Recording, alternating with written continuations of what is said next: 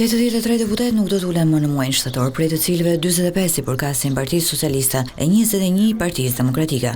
Për shumicën prej tyre angazhimin politik do të vazhdojë edhe pse nuk do të jenë më në parlament.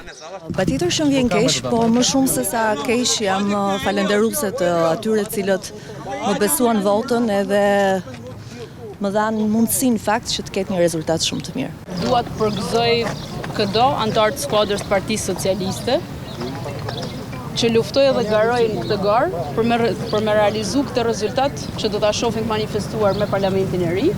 Deputeti socialist Luan Dusha nuk do të jetë në parlament në muajin shtator pasi nuk arriti të fitojë në 11 maj, por ai shfrytëzoi praninë e mediave në parlament për të reaguar ndaj lajmeve se po hetohet për blerje votash. Tash që Sharake vendos që kemi blerë në vota. Kur? Nuk keni blerë vota. Nëse është blerë një votë, unë shkoj me qef në burg, vetë. Një. E juaja apo e gjithë Partisë Socialiste, se është zoti mirë? Po flas për veten time. Nëse është blerë një votë e vetme nga njerëzit e mi apo nga shokët e mi, për mua, unë shkoj me qef në burg.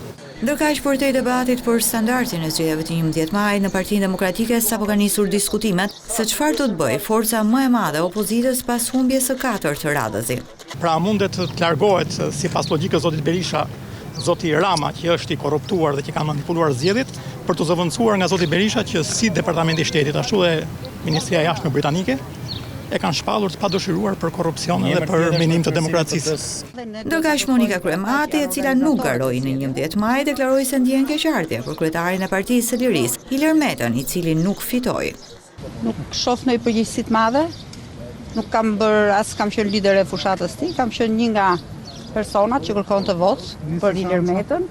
140 deputetët aktual do të qëndrojnë në detyrë deri në muajin shtator, por ata kanë të drejtë të miratojnë ligje deri në datën 9 korrik.